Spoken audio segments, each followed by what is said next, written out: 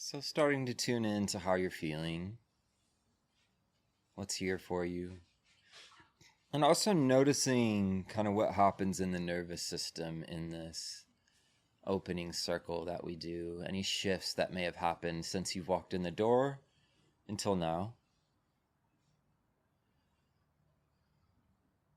Really inviting in this attitude of mindfulness, which is just accepting, it's patient, it's compassionate, and it's quite simple.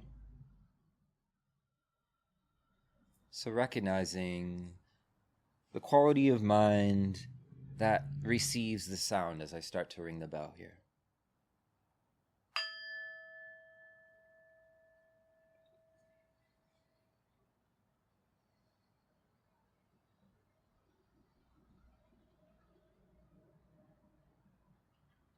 So with the same quality of listening in the awareness, tuning into a sensory listening of the body.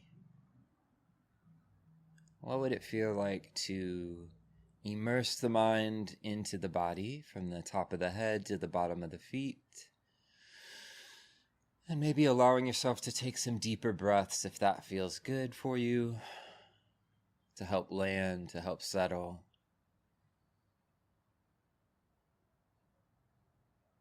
And maybe release any patterns of holding that might be there in the muscles of the face or the belly or the stomach.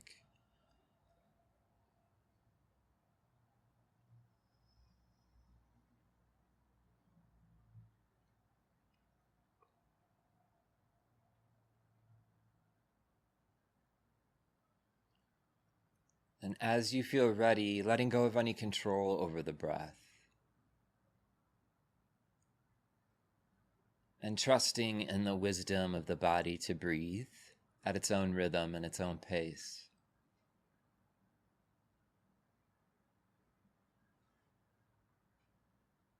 When the circumstances are right, there's a wisdom in the body of how to regulate. So much of what we're doing here is creating the circumstances or the environment for calm, for collectedness.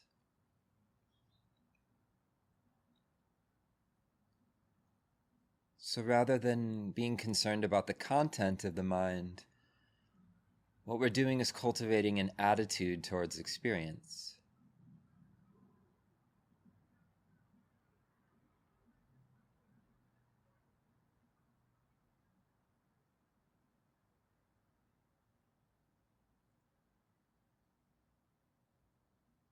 And this non-judgmental quality of awareness is an inherent capacity of the mind.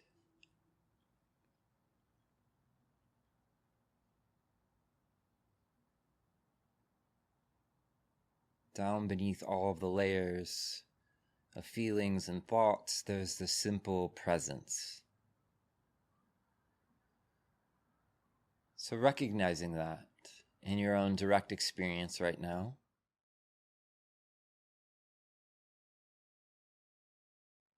And allowing the mind to rest there as we settle into the body a bit further.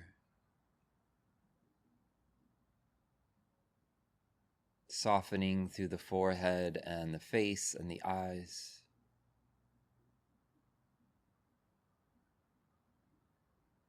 And same thing with the thinking mind, allowing the muscles of the brain to relax.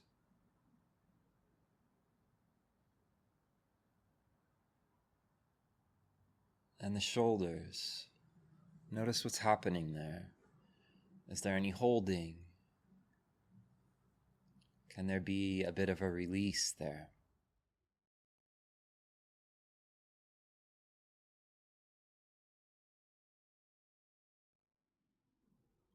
And feeling the weight of the arms all the way down through the hands.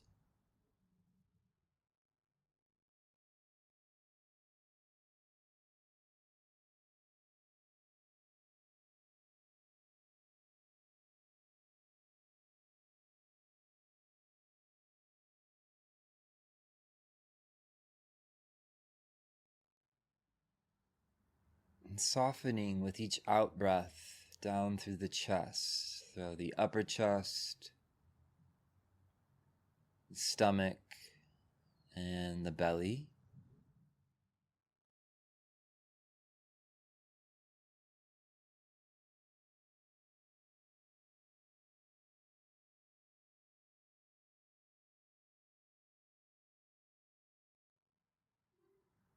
We use this rhythm of the breath as what is called an anchor.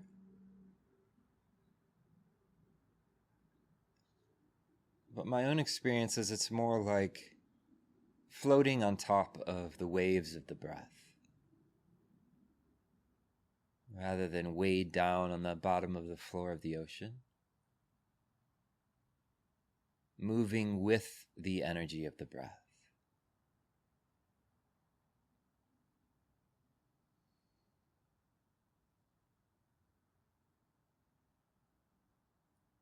Breathing down into the legs.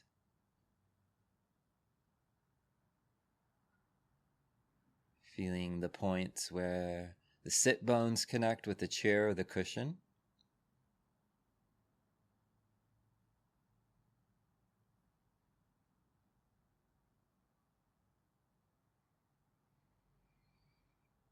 And feeling the energy of the body suffuse through the legs, so the upper legs, the lower legs, all the way down through the feet.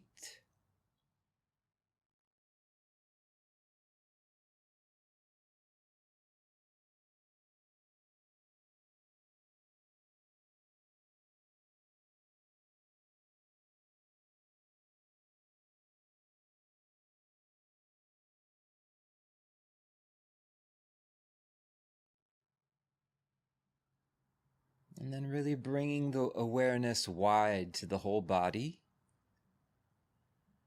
Staying with the breath in a way that feels comfortable or supportive for you.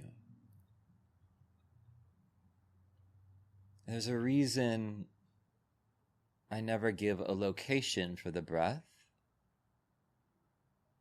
And that's because everyone has different somatic experience.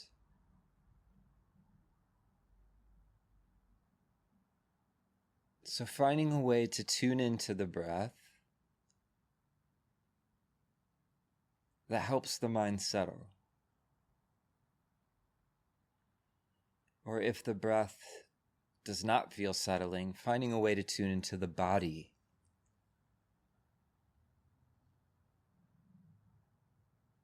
That feels supportive.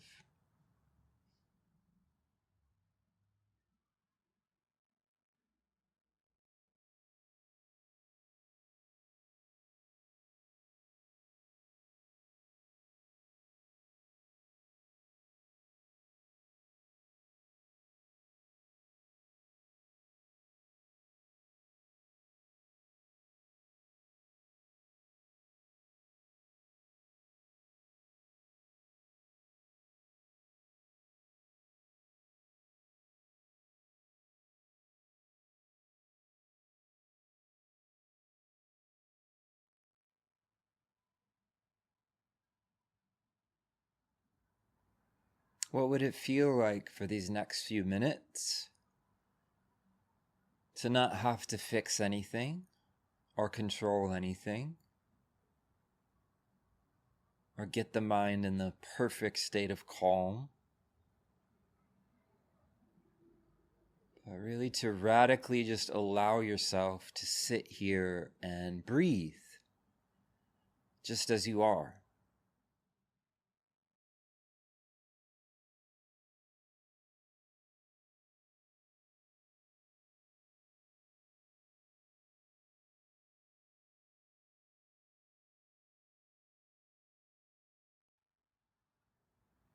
Recognizing that this mind will think thoughts, and it's okay. And right now we're just bringing our full attention, our awareness to what's happening in our direct experience.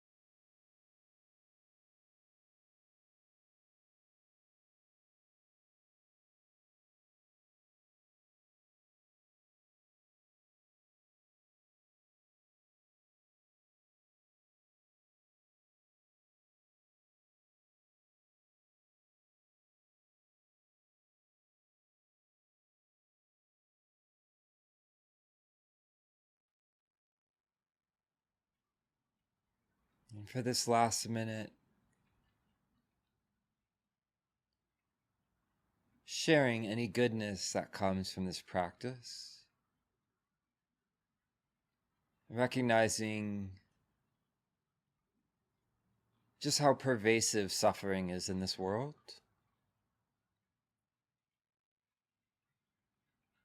and the challenges and the hardships that come along with the life. And may this practice and this collective practice be for the benefit and the welfare of all beings.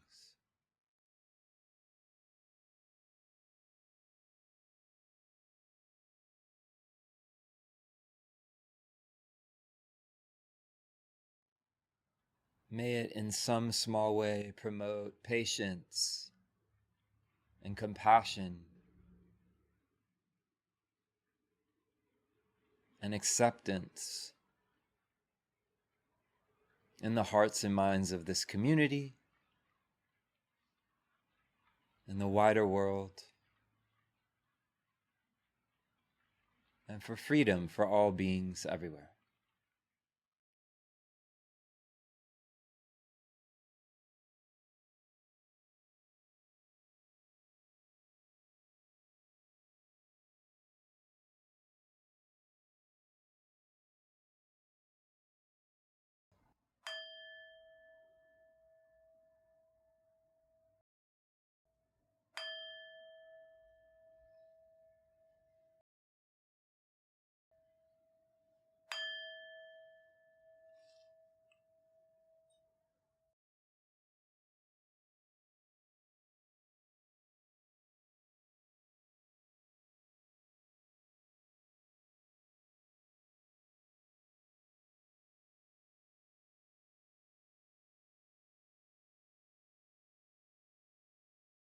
I'm going to pass around some bios of the teacher we're going to be featuring today, and also a book. And some of the reflections that I'm going to be sharing today are roughly based on this teacher Larry Yang and his book called Awakening Together.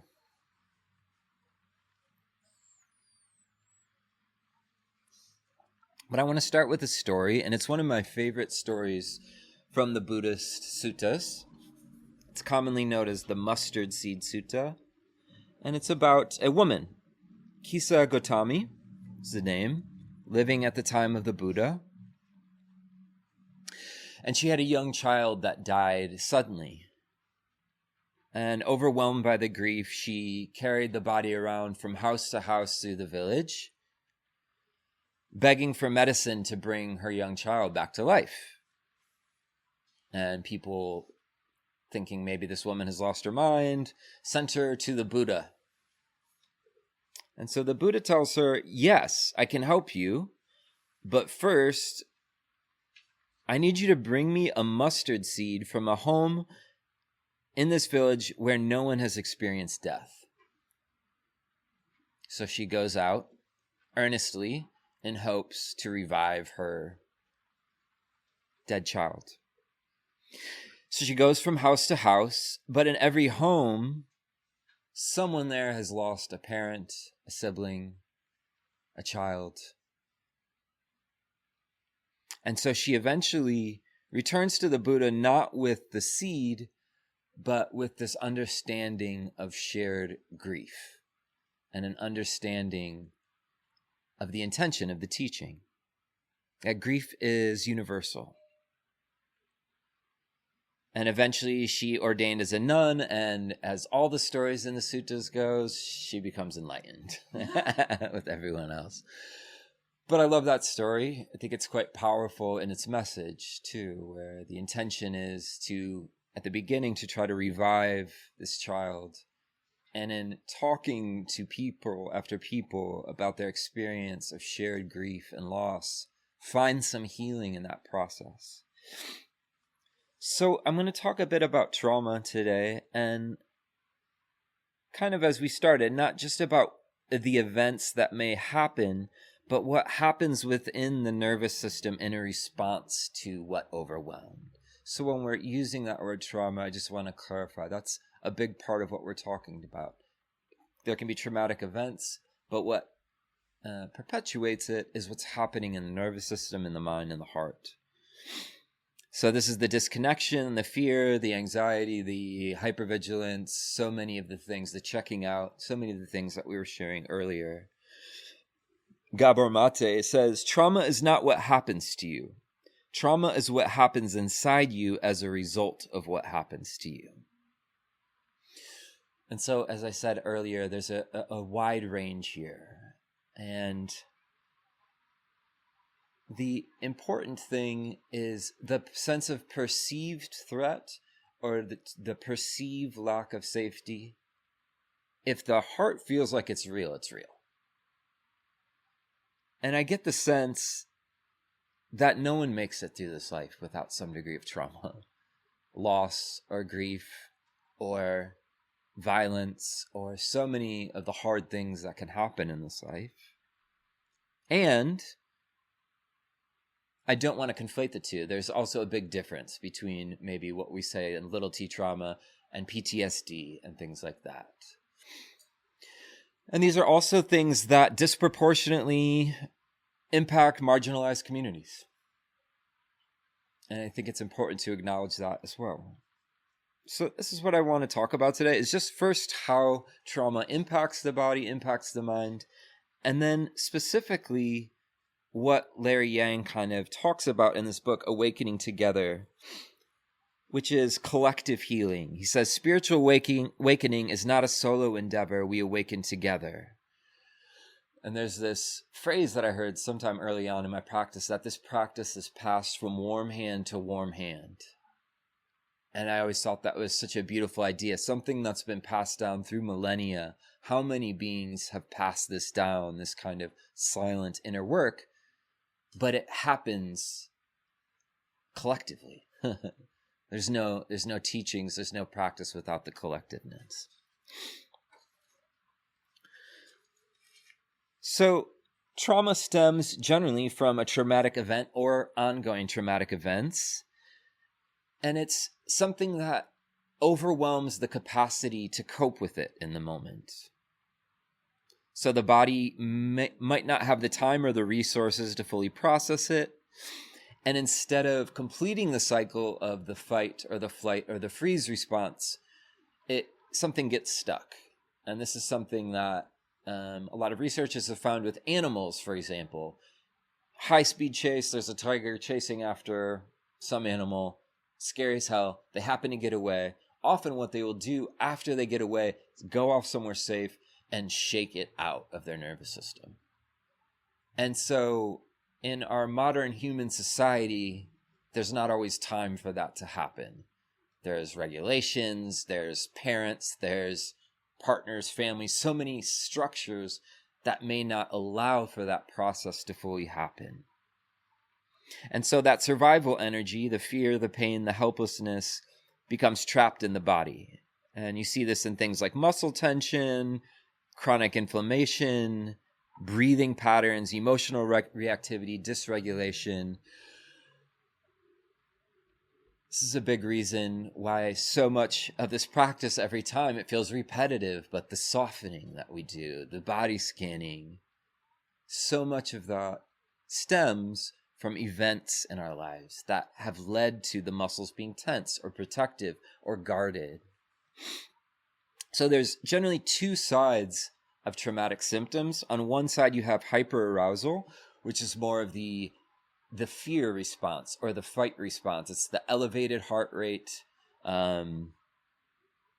are the things that lead to, anger, maybe inability to sleep, elevated. And then on the other side of it, hypoarousal, which is more of the dissociative side. So the checking out, I've heard people mention examples of both of these when we went around earlier. Some people tend to want to just escape or have patterns that are more dissociative. Some people have more of an elevated. Some people get a mix of both. So while the Buddha didn't mention this word trauma, he did mention this word dukkha. And I was listening to a podcast this morning on this podcast, and the teacher that was being interviewed was saying that this word dukkha, the etymology of it, it kind of means difficult things that are difficult to face. So it's often translated as suffering or stress, unsatisfactoriness. But that I really appreciated that something that's difficult to face, difficult to turn to. And there's so many things embedded in human life that are just difficult. Aging and sickness and death being really central to the Buddha's teachings on that. And he also taught to immerse the mind in the body, to recognize, to be aware of whatever feeling tones are there. And he has really specific teachings on the mind that seem like they really relate to, similar to trauma symptoms. Says to notice if the mind is contracted, notice if the mind is expansive, notice if the mind is anxious, distracted, notice if it's heavy or cloudy or indifferent, or if the mind is withdrawn. So I hear that, and I hear something universal that's happening in human beings that's been happening for thousands of years. In different ways, of course, and in a very different culture. And so meditation, mindfulness, and there's a lot of somatic approaches which use the body to heal trauma. Turning towards the part of the body that have been pushed away or neglected and gradually bringing them back into the awareness. And that healing can happen in that process. And I'm not going to go too in depth into that. That could be a whole month exploration in and of itself. But I also wanted to say that there are limitations to healing, especially when it comes to traumatic experiences solo by myself on the meditation cushion. This is something that I learned the hard way in my early recovery. Got really into meditation and, sat a weekend and then a week-long retreat. And then I was like, fuck it, I'm going to go to Burma, to go to a monastery. I'm in my second year of sobriety. Over a decade of just really not taking care of my body at all. I'm I'm going to go sit with the monks. And 2 weeks into it, I thought I was getting sick at first. Heart rate starts elevating. And I went through 3 or 4 weeks of in and out of just panic attacks. And the instructions at this meditation center were to focus on the rising and falling of the abdomen, which is exactly where I held all of my fear. So I was just focusing on my fear nonstop and got to the point where I was so dysregulated and I came home and I was like, was that beneficial? I'm not sure. So it was a learning process. And the first thing I did was start seeing a therapist, start working with a professional. And I would sit in these sessions with this therapist who would use their nervous system to help me re-regulate and to help me process what I was feeling. So much value, especially when it comes to trauma, in eye contact and being in community in this collective kind of style of practice. And this is really at the heart of this book that we passed around, of Larry Yang's book. The message being kind of that if trauma thrives in disconnection, healing happens in connection and in community. So in trauma, there's a rupture in a sense of relational safety, being hurt, being unseen, being isolated, feelings of overwhelm, and that what community can do is provide the conditions for reconnection to others, to self, and to what's happening here. And so he teaches that sangha, or community, can serve as a container for healing. This gets back to the warm hand to warm hand metaphor. Symbolizes relational presence and how important that is on any spiritual path and also to mental health in general. It's one of the first things I ask people as a therapist. What are your social supports like? What are your social connections like? There's such a strong correlation between that and mental health. And so he says that we heal not by fixing, but by being witnessed in our pain. This is why I wanted to go around and have that shared experience at the beginning. And that was actually Olivia's idea, to give credit where credit's due. And when communities are truly inclusive, where people can truly feel like they belong, even with their identities or trauma or history, that provides a container for healing. And I found this to be so true for myself. I had never been to any kind of therapy in my entire life until I got out of the hospital after a month-long hospital stay. And they were like, you should do some group therapy. And I was like, okay, drag my feet to this thing in Detroit and sit in this room and talk about shared fucked up experiences we had been through. And I got in the car and I was driving home from that. And I was like, oh, that helps. Like immediate recognition. Why have I not been doing this? And then it was a similar thing with recovery rooms. And I was like, why are people in recovery the only ones doing this? Sitting in rooms, it's free. You don't even need a therapist, and just sharing how they're feeling and going around in a circle. So much healing can happen in that environment. And it's a big reason why we're here, is to be able to provide that. So I'm going to try to not go too deep into this, but there's a lot of literature to support that this attuned presence in community helps regulate the nervous system. And central to this literature is what's called the Polyvagal Theory by Stephen Porges. And really what it gets to is co-regulation is essential for restoring safety after trauma. And there is what he calls the ventral vagal system, the cranial nerve, which is the brain, and goes down through all the major organs down into the gut. And that having relational presence, good eye contact, being in community, it helps that part of the nervous system regulate, which supports parasympathetic nervous system regulation. So I don't need to go in a deep dive on neuroscience, but you probably understand what I'm saying. And when we are in a non-judgmental regulated presence, the bodies learn that it's safe to come out of the fight, flight, or freeze. I don't know about anyone else in here, but I feel like I sense this process happening in me so many times. Step into a room, not sure if I'm feeling safe, feel that kind of heightened response, and then a couple conversations, and I can almost start to feel that process unwinding a little bit. Porges says, the neurobiology of feeling safe is not about the absence of threat, it's about the presence of connection. So what I love about this is it's mutually beneficial. Hugs, eye contact, sitting close to one another, helps ourselves, helps others. So what trauma disrupts trust or dignity, healing in community can repair. Being believed, being seen, being supported interrupts the internalized narratives of shame or whatever else is happening with trauma. So many different stories that trauma can spin, and I think that's where it can be really confusing at times. So I find this to be like a really refreshing way of looking at collective practice, and that community can offer a corrective experience, not being alone. And he talks in this book that cultivating liberation in a spiritual practice is not about perfection, but it's about inclusion.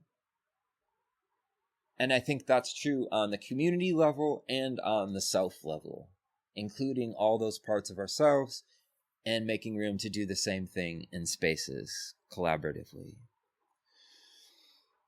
And also recognizing that the process of healing is not a linear thing where it's just like I just gradually get better and better. It's a lot of ups and downs on any spiritual journey.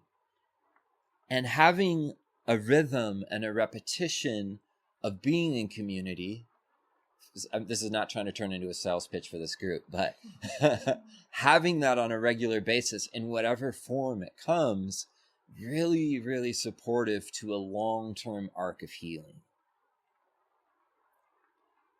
So sangha, community, holds the process without rushing it. Yang writes, we create spiritual community not because it's easy or comfortable, but because it's necessary for liberation. So I love that. And also noticing that community itself is not easy, or it's not always comfortable. There's discomfort. We switch from circles to stupid rows like this. And we have to move through it and power on. I shouldn't say have to. We do. And this, to me, brings it back full circle to the story at the beginning. It's the process of sharing and learning that I'm not alone that helps that healing process begin and continue